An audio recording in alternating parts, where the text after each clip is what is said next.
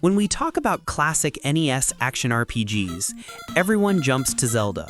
But there's one game that did almost everything better in 1990, yet it's often forgotten: SNK's Crystalis.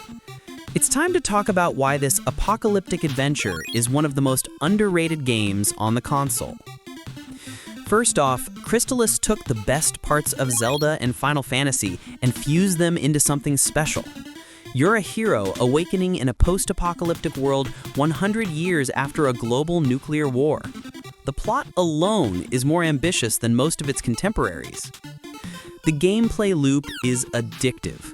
You're constantly hunting for 8 magic swords, each tied to an element: wind, fire, water, and thunder, and each sword has a crucial ranged attack.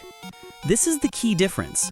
Unlike Zelda's simple wooden sword, Crystalis gives you a charge shot that cuts through hordes of enemies, making combat dynamic and incredibly satisfying. But it's not just the swords, it's the depth. Crystalis wasn't afraid to give you traditional RPG mechanics. You level up, directly increasing your attack and defense stats, a feature Zelda wouldn't adopt for years.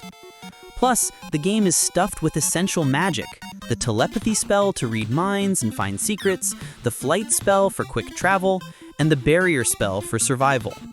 These aren't just bonuses, they are integral to solving the game's excellent puzzles, which feel genuinely rewarding to figure out.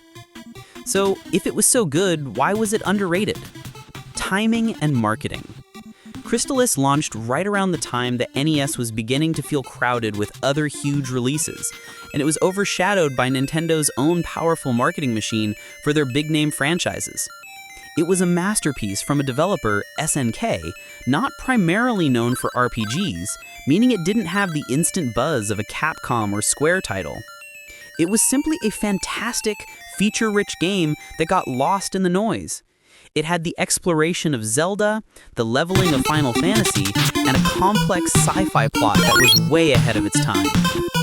If you're looking for an NES classic that still holds up and offers a surprisingly deep experience, skip the usual suspects and track down Crystalis.